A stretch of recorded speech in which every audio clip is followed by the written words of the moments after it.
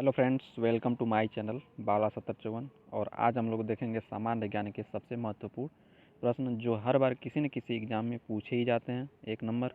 तो आप लोग इसे अच्छे से याद कर लीजिएगा। तो और इससे पहले कि मेरे चैनल को सब्सक्राइब, लाइक, शेयर ज़रूर करें। तो चलिए आज का पहला क्वेश्चन देखते हैं। पहले क्वेश्चन से शुरुआत हम लोग करते हैं। पहला क्वेश्चन है कि सत्यमेव जयते का नारा किसके द्वारा दिया गया था। तो सत्यमेव जयते का नारा किसके द्वारा दिया गया था? तो पंडित मदन मोहन मालवीय द्वारा दिया गया था। और पंडित मदन मोहन मालवीय से और कुछ पूछा जाए कि बनारस हिंदू विश्वविद्यालय की स्थापना किसने की थी? तो मदन मोहन मालवीय ने की थी, सन 1916 में की थी। और अगर आपसे पूछ दिया जाए कि बनारस हिंदू विश्वविद्यालय के सबसे पहले प्रथम भाषण किसने दिया था? तो महात्मा गांधी जी ने दिया था। चलिए आपका अगला क्वेश्चन देखा जाए।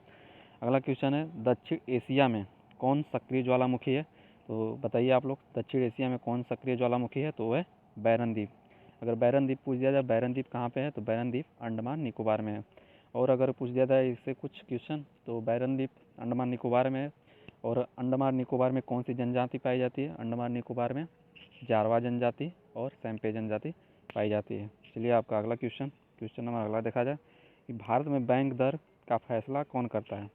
तो बताइए आप लोग, भारत में बैंक दर का फैसला कौन करता है? तो भारत में बैंक दर का फैसला आरबीआई करता है, रिजर्व बैंक, भारतीय रिजर्व बैंक करता है। अगर भारतीय रिजर्व बैंक से और कुछ फैक्ट देखा जाए, तो और क्या देखा जाए, भारतीय रिजर्व बैंक की स्थापना कब हुई थी? तो भारतीय रिजर्व बैंक की स्थापना कब हुई थी? तो भारतीय रिजर्व बैंक की स्थापना 1 अप्रैल 1935 को हुई थी। अगर इसकी राष्ट्रीयकरण पूछा जाए कि आरबीआई का राष्ट्रीयकरण कब हुआ था? तो 1 जनवरी सन 1949 को हुआ था। और अगला क्वेश्चन देखा जाए, क्वेश्चन नंबर अगला है कि किसे भारत का बिस्मार्क कहा जाता है?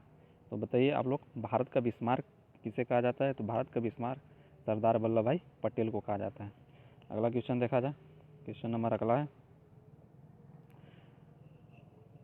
क्वेश्चन नंबर अगला दिया है कि विधि सूचकांक का नियम किसके द्वारा जारी किया जाता है? तो विधि सूचकांक का नियम किसके द्वारा जारी किया जाता है? तो विश्व न्याय परियोजना के द्वारा। चलिए आपका अगला क्वेश्चन, गांधी इरविन समझौता पर हस्ताक्षर कब किया गया?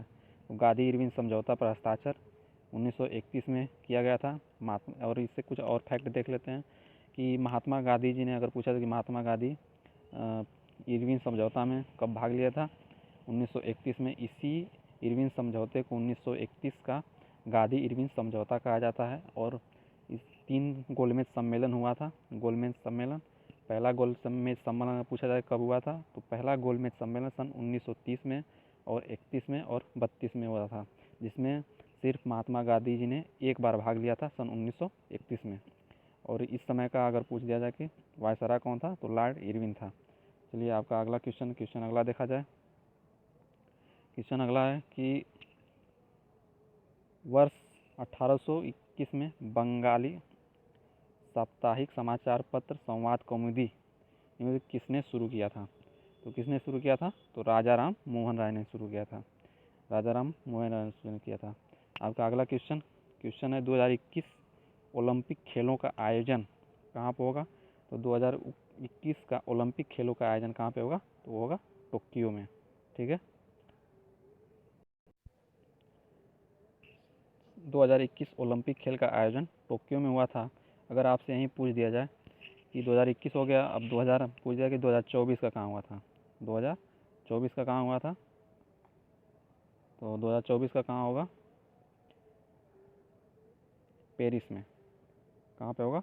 पेरिस में। ठीक है, अगर आपसे अगला पूछ दिया जाए कि 2028 का कहाँ होगा? 28 वाला, तो 28 वाला कहाँ पे होगा? लॉस एंजिलस में। ठीक है, तो आप लोग इसको अच्छे से याद कर लीजिएगा। चलिए आपका अगला क्वेश्चन देखा जाए।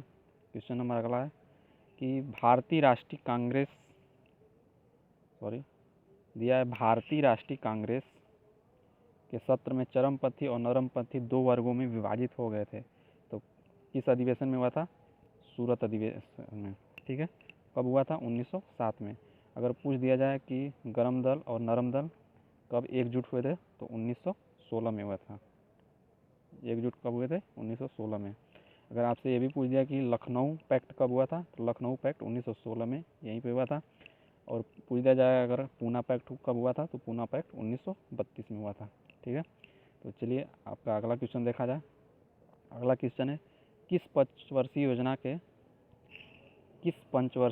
योजना को अर्थव्यवस्था के उदारीकरण के रूप में जाना जाता है?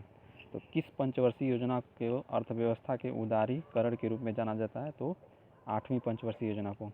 अगर पूछा जाए कि कितनी पंचवर्षीय योजना चलाई गई थी, तो पंचवर्षीय योजना चलाई गई थी कुल 12 पंचवर्षीय योजना। अब 12वीं अगर पूछा जाए कि 12वीं कब से कब तक था, तो कब से कब तक था? 2012 से 2017 तक था।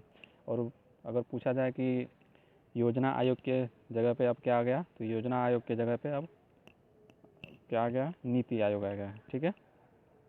तो नीति आयोग है, इसकी स्थापना अगर पूछ दिया जाए आपसे कि नीति आयोग की स्थापना कब हुई थी, तो नीति आयोग की स्थापना 1 जनवरी 2015 में हुई थी। अगर और पूछ दिया जाए कि नीति आयोग के अध्यक्ष कौन है, तो नीति आयोग के अध्यक्ष जैसे योजना आयोग के अध्यक्ष पीएम प्रधानमंत्री होते हैं, उसी तरह नीति आयोग के अध्यक्ष भी प्रधानमंत्री ही होते हैं। तो उनके अध्यक्ष, नीति आयोग के अध्यक्ष वर्तमान में नरेंद्र मोदी जी हैं, ठीक है। अगला क्वेश्चन देखा जाए। अगला क्वेश्चन है आपका, किसने अपनी आत्मकथा माइंड मास्टर का विमोचन किया? तो विश्वनाथ आनंद ने। और विश्वनाथ आनंद से अगर क्वेश्चन और पूछ दिया जाए तो ये पूछ दिया कि राजीव गांधी खेल रत्न पुरस्कार सर्वप्रथम किसे दिया गया था? विश्वनाथन आनंद जी को ही दिया गया था। और पूछ दिया जाए कि विश्वनाथन आनंद को दिया गया था, ठीक है। और क्या बोलते हैं, राजीव गांधी खेल रत्न पुरस्कार में कितने राशि दी जाती है? तो 25 लाख राशि दी जाती है, ठीक है। चलिए आपका अगला क्वेश्चन अगला है कि पाम्बन द्वीप भारत के किस राज्य में स्थित है? तो पाम्बन द्वीप भारत के तमिलनाडु राज्य में स्थित है। क्वेश्चन नंबर अगला आपका, कौन भारतीय संविधान की दूसरी अनुसूची से संबंधित है? तो संविधान की दूसरी अनुसूची से संबंधित है महत्वपूर्ण अधिकारियों का वेतन, ठीक है। अगर पूछ दिया जाए पहली अनुसूची, तो पहली अनुसूची में राज्यों का संघ है। अगर तीसरी अनुसूची पूछा जाए तो शपथ से संबंधित है, ठीक है। अच्छे से याद रखेंगे इसको। चलिए आपका अगला क्वेश्चन नंबर अगला है आपका, भारत में स्थानीय सरकार की स्थापना किसने की थी? तो भारत में स्थानीय सरकार की स्थापना किसने की थी? तो लॉर्ड रिपन ने की थी। चलिए आपका अगला क्वेश्चन, निम्नलिखित में से कौन भारतीय राष्ट्रीय सेना से संबंधित है? तो वह है रास बिहारी बोस। चलिए आपका अगला क्वेश्चन नंबर अगला देखा जाए।